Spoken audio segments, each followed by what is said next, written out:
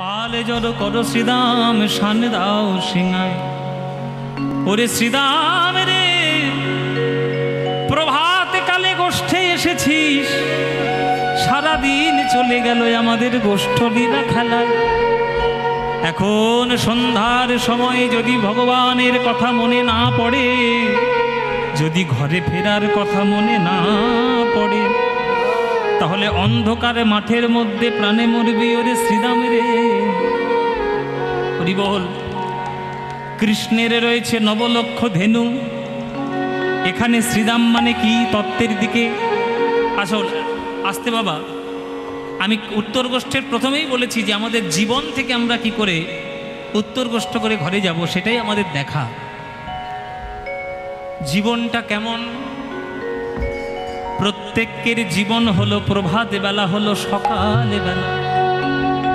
যখন আমরা বালক ছিলাম, জন্ম নিলাম, মাতৃজঠর থেকে যেদিন জন্ম নিলাম সেটাই জীবনের প্রভাত।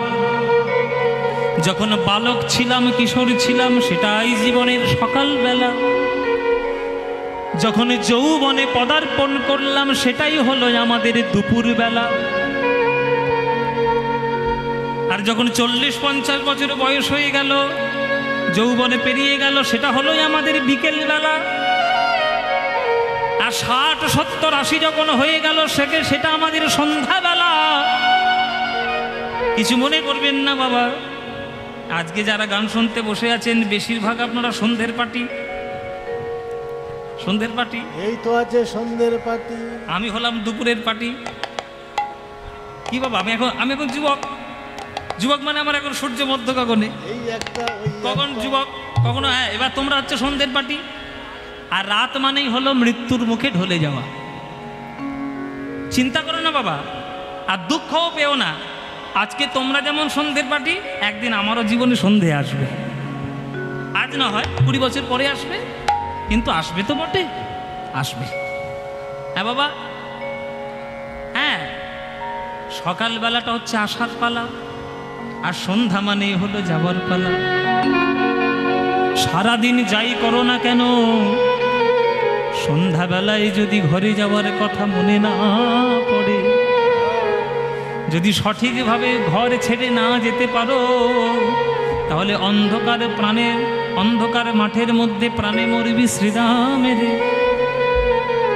এই মানব দেহ লাভ করেছি ভগবানের কৃপায়, যাতে এই দেহ লাভ করে আমরা এই দেহ নিয়ে সাধনার মাধ্যমে তার চরণে লাভ করে জন্ম মৃত্যুর বন্ধন থেকে মুক্ত করতে পারি।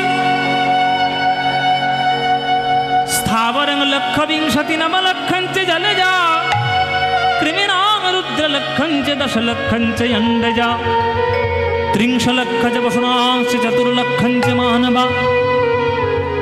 20 লক্ষ বার জন্ম নিতে হয় গাছপালা রূপে, 9 লক্ষ বার জন্ম নিতে হয় জলের প্রাণী রূপে, 11 লক্ষ বার জন্ম নিতে হয় কীটপতঙ্গ রূপে, 10 লক্ষ বার জন্ম নিতে হয় অন্ডজ প্রাণী রূপে, 30 লক্ষ বার জন্ম নিতে হয় পশু রূপে, আর মাত্র 4 লক্ষ জন্ম হয় মানব রূপে।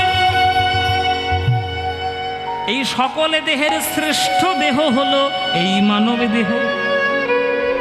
অথচ সেই মানব দেহ নিয়ে যদি সাধনা না করে যদি গোবিন্দের চরণে ফিরে যেতে না পারি, তাহলে আমাদের আবার সেই জন্ম মৃত্যুর বন্ধন হবে, আবার আমাদের জগতে ফিরে আসতে হবে।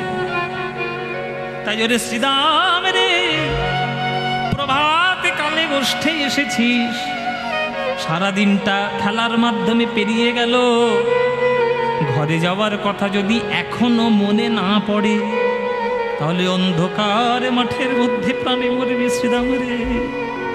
তাই যতগুলো গরু আছে তাড়াতাড়ি ঘরে ফিরা, আমরা ঘরে যাব। পাল জড় করো শ্রীদাম, শানে দাও সিংহা।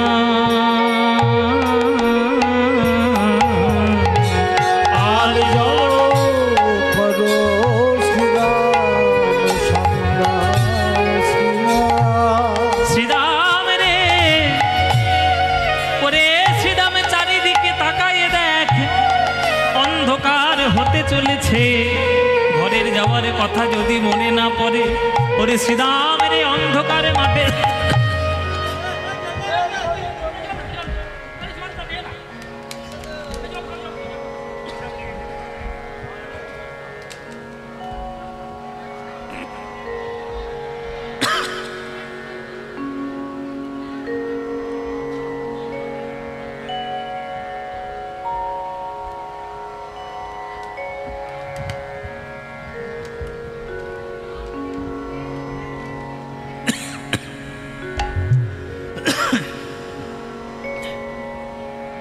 ও মাইরা কি হলো?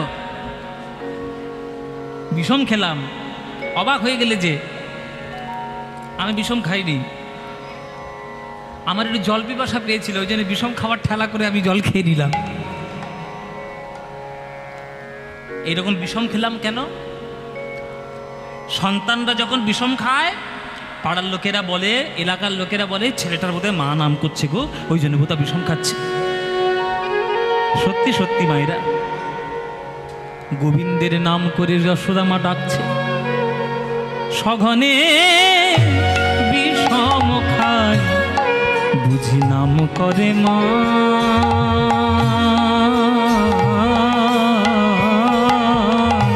সঘনে বিষম খায় নাম করে মা। আমার মা বুঝি ডাকিছে, বুঝি ডাকিছে, আমার মা বুঝি ডাকিছে, বুঝি ডাকিছে, ওই দাওয়ার খুঁটি হেলানে দিয়ে মা বুঝি ডাকিছে, দাওয়ার খুঁটি হেলান দিয়ে মা বুঝি ডাকিছে, হাতে নবনীর গোলা নিয়ে মা বুঝি ডাকিছে, হাতে নবনীর গোলা নিয়ে মা বুঝি ডাকিছে, আগো হাতে নবনীর গোলা নিয়ে গোপালে গোপালে গোপালে বলে হাতে নবনীর গোলা নিয়ে গোপাল গোপাল গোপাল বলে হাতে নবনীর গোলা নিয়ে, গোপাল গোপাল গোপাল বলে হাতে নবনীর গোলা নিয়ে, গোপাল গোপাল গোপাল বলে আর মা বুঝি ডাকিছে। ওগো সঘনে বিষম খায় বুঝি নাম করে মা, নাম করে মা। ও মায়েরা, এই যে মায়েরা সারাক্ষণ শুধু শাড়ি গয়না ছেলে মেয়ে সেই সব গপ্প করছে। এই যে তোমরা এখানে যে কজন মা আছো, আমিও তোমাদের ছেলের মতো, আমিও তোমাদের সন্তানের মতোই। ও মায়েরা খুব একটা বুড়ো ধারা হয়েছি, আমি খুব একটা বুড়ো হয়েছি, তোমাদের ছেলের মতোই। তাহলে মায়েরা তোমরা আমার যেহেতু মাতৃসম মায়ের মতো, তোমরা বুকে হাত রেখে আমার কাছে একটা সত্যি কথা বলো তো, তোমাদের কি কোনো দিন ইচ্ছে করেনি যে কৃষ্ণ যদি আমার ছেলে হতো? হরি বল, মনে পড়েনি বা মনে হয়নি? পৃথিবীতে যে কজন মা আছে সবার মনে একটাই বাসনা, কৃষ্ণ যদি আমার ছেলে হতো। কিন্তু সে ভাগ্য কি আমার হবে? কৃষ্ণ আমার ছেলে নয়। ও মায়েরা, তোমাদেরকে একটা সুখবর জানাই, তোমরা কৃষ্ণের মা নও, তোমরা অনেক ভালো আছো। কৃষ্ণের মা যদি হতে তাহলে জানতে পারতে কৃষ্ণের মা হওয়া কতটা জ্বালা। তোমরা কৃষ্ণের মা নও, তাই তোমরা যখন তখন গোপাল গোপাল বলে ডাকতে পারো, কিন্তু যশোমতী তো কৃষ্ণের মা, যখন তখন ইচ্ছে করলেও গোপাল গোপাল বলে ডাকতে পারে না।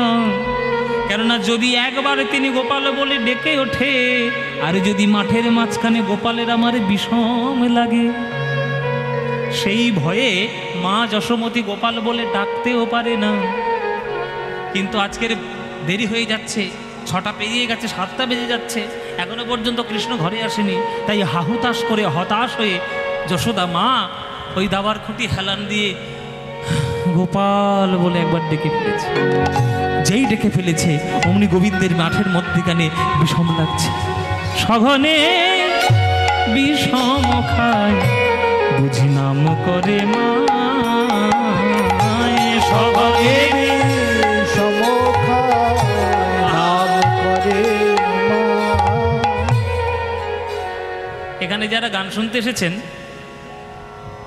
অনেকেই আপনারা আছেন আশ্রমের ভক্ত। বাবাজি মহারাজ একটু সংসার টংসার ত্যাগ করে একটু ভগবানের নাম করেন, সারাদিন গোবিন্দের নাম করেন। একটু করেন, একটু আমার জানা আছে।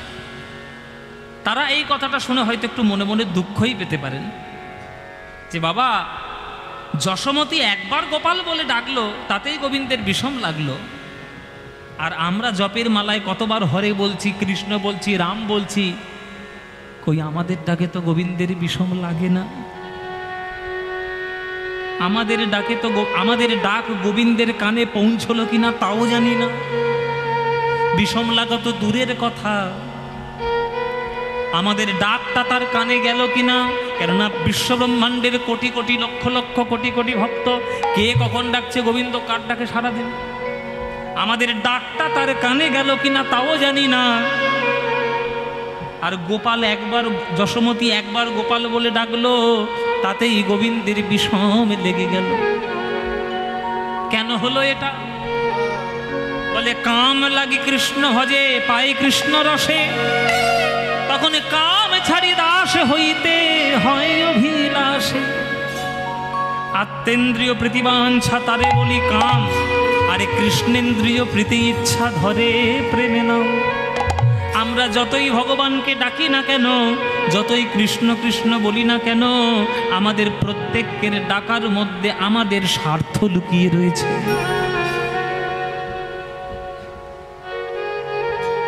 আমাদের স্বার্থ লুকিয়ে রয়েছে। শুধু ভগবানের কাছে মাথা ঠুকছি ভগবানের কাছে কিছু পাওয়ার জন্য, শুধু পাওয়ার আশা, শুধু পাওয়ার আশা, শুধু পাওয়ার আশা। দেওয়ার বেলায় কিছু নাই, শুধু পাওয়ার আশা। ঘরটা যেন দোতলা হয়ে যায়, চাষটা যেন বেড়ে যায়, ছেলেটার যেন ভালো একটা চাকরি হয়, মেয়েটার যেন ভালো পাত্র জোটে, শুধু আমাদের পাওয়ার চিন্তা, চাওয়ার চিন্তা। আর যশোমতী গোবিন্দকে কেন ডাকে? আমার গোপালের কিছু হলো না তো, আমার গোপাল ঠিক আছে তো, আমার গোপাল ঠিক সুখে আছে তো। যতক্ষণ যশোমতী গোপাল গোপাল বলে ডাকছে, সর্বক্ষণ গোপালের জন্য চিন্তা করছে। আর আমরা যতবার কৃষ্ণ কৃষ্ণ বলে ডাকছি, সর্বক্ষণ আমার স্বার্থের চিন্তা করছি। তাই আমাদের ডাক গোবিন্দের কানে যাবে না।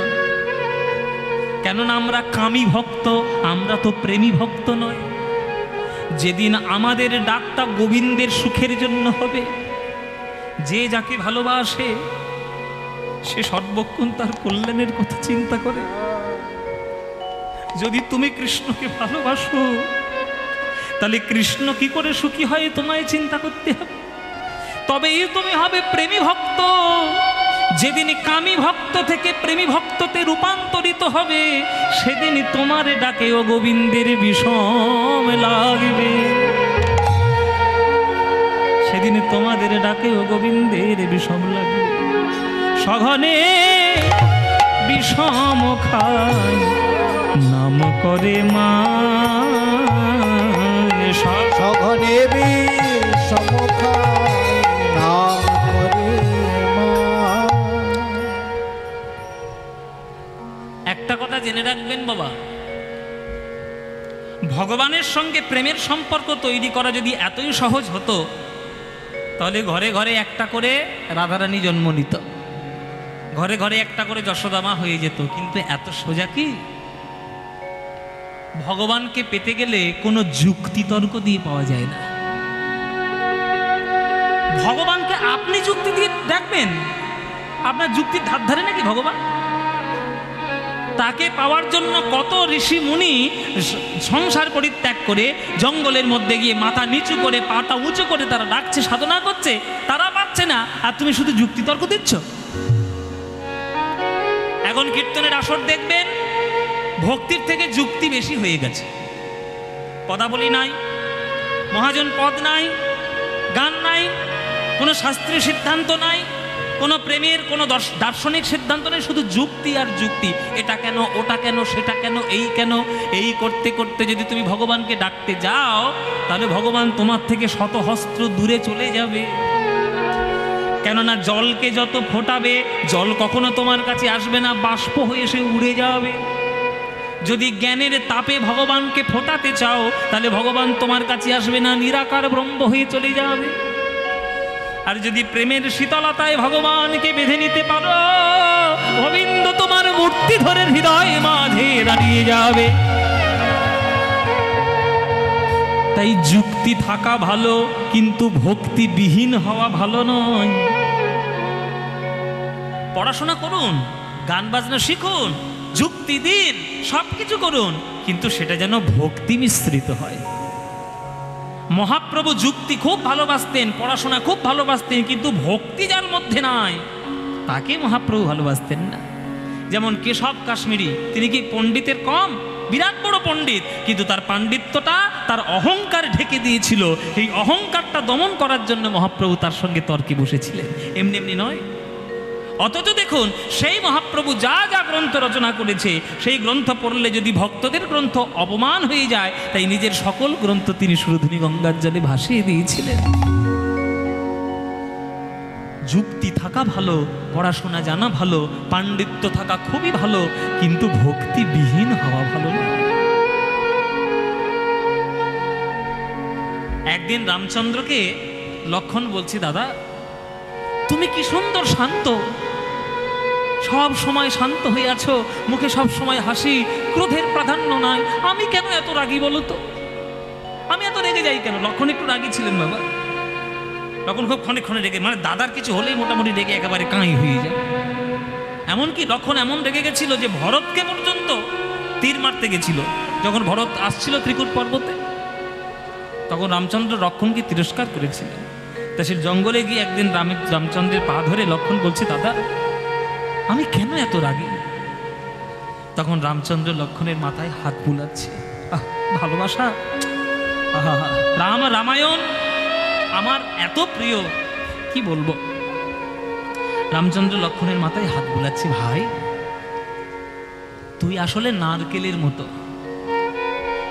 তুই আসলে নারকেলের মতো, বাইরেটা খুব কঠিন, ক্ষণে ক্ষণে রেগে যাস, ভেতরটা কিন্তু শ্বাসে জলে পরিপূর্ণ, মিষ্টি মিষ্টি ভাব।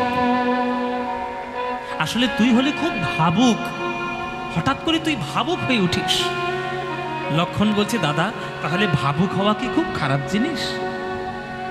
রামচন্দ্র বলছে, ভাবুক হওয়া খারাপ নয়, কিন্তু জ্ঞানহীন ভাবুক হওয়া জগতের ক্ষেত্রে সর্বনাশ মাঝে মাঝে ডেকে নিয়ে আসে। জ্ঞান থাকা ভালো, ভাবুক হওয়া ভালো, কিন্তু জ্ঞান আর ভাবের মধ্যে যদি ব্যালেন্স না হয়, যদি সমান্তরাল ভাব না আসে, তাহলে কিন্তু মুশকিল হবে। তাই কাম প্রেম, জ্ঞান প্রেম, যুক্তি ভক্তি দুটি যদি সমান্তরাল না করো, যদি সমানভাবে ঠিকঠাক অনুপাতে না নিয়ে আসো, তাহলে গোবিন্দকে পাওয়া বড় মুশকিল হবে। কেননা তুমি যুক্তি দিয়ে ভগবানকে ডাকবে, আর সেই যুক্তিতে ভগবান আসবে, ভগবান তোমার যুক্তির ধার ধারে না। তাকে পেতে গেলে শুধু অন্তরের পূর্ণ ভক্তি চাই, ভক্তি ছাড়া কিছু হয় না। এখানে যারা গান শুনছ, শুধু ভক্তি দিয়ে যদি গোবিন্দের চরণে বলতে পারো যে হে গোবিন্দ আমি কিছু চাই না, ধন সম্পদ, ছেলে মেয়ে, ঘর বাড়ি জমি জায়গা, অর্থমান যশ প্রতিপত্তি কিছুই চাই না, শুধু তোমার চরণের প্রেমে যেন জীবনে কুড়িয়ে নিতে পারি, আমি আর কিছু চাই না প্রভু, আমি আর কিছু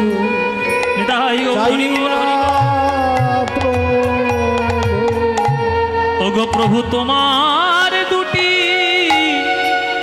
চরণ ছাড়া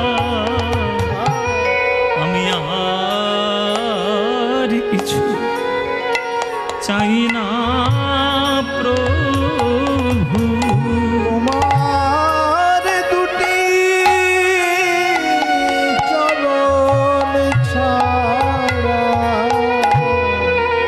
আমি আর কিছু চাই না তুমি আর আমার প্রভু নিত্যানন্দ,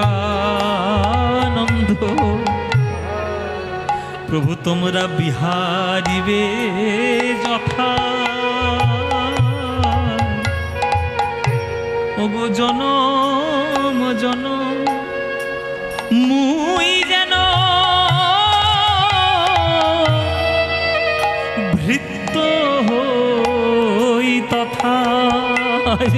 হরি বল গৌর হরি বল। আর জন মুই যেন ভিন্ন হই তথা। ওগো প্রভু আমার তোমার বিহার ভূমিতে আমি জনম পাব, তোমার বিহার ভূমিতে জনম পাব। তোমার চরণ ধরব আর চরণ হৃদয়ে ভজব, তোমার বিহার ভূমিতে আমি জনম পাব। চরণ ধরব আর চরণ ভজব, তোমার চরণ ধুলা আমি গায়ে মাখব, তোমার বিহার ভূমিতে জনম পাব। তাই ভগবানের চরণ ছাড়া, প্রেম ছাড়া কিছু চাইতে নাই। যেদিন আপনি চাইতে চাইতে মনে মনে ভাববেন এত কিছু চেয়ে নিলাম, কিন্তু চাওয়া তো কিছুতে শেষ হচ্ছে না। চাওয়া শেষ হবে সেই দিনেই যেদিন গোবিন্দের চরণে পেয়ে সকল কিছু লাভ হয়ে যাবে, সেই দিন সকল চাওয়া পাওয়ার শেষ। তাই হেন কালে মাঠে মোদের বিলম্ব দেখিয়া, হেন বুঝি কাঁদে মা আমাদের পথ পানে চাইয়া রে, হেন বুঝি কাঁদে মা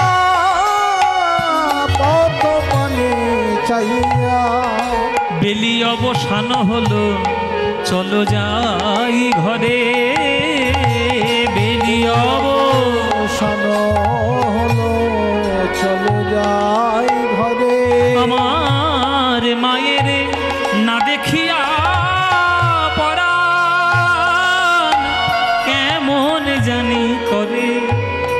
এই যে দেখুন গানগুলোর মধ্যে যে সব টান, এই যে টান, এইগুলো হচ্ছে কীর্তনের যে আসল সুরের ব্যাপার। এই গানটা আমি শিখেছিলাম নীলমণি দাসের কাছে। তিনিও নবদ্বীপের মানুষ ছিলেন, যদিও জন্ম আমাদের দেশে, থাকতেন নবদ্বীপে। এইসব গান যখন আমি শিখতাম, ওনাদের ভাব দেখে আমি অবাক হয়ে যেতাম যে এই যে আকুলতা, আকুল যুক্ত টান, এটা কীর্তনের মধ্যেই একমাত্র সম্ভব, অন্য কোনো গানে এই আকুল টানটা নেই। আর এই আকুলতার জন্যই ভগবান ছুটে আসে, ওই জন্যই কীর্তনের মধ্যে ভগবানকে পাওয়া যায়। দেখুন কি টান। ওগো মায়েরে না দেখিয়া পরাণ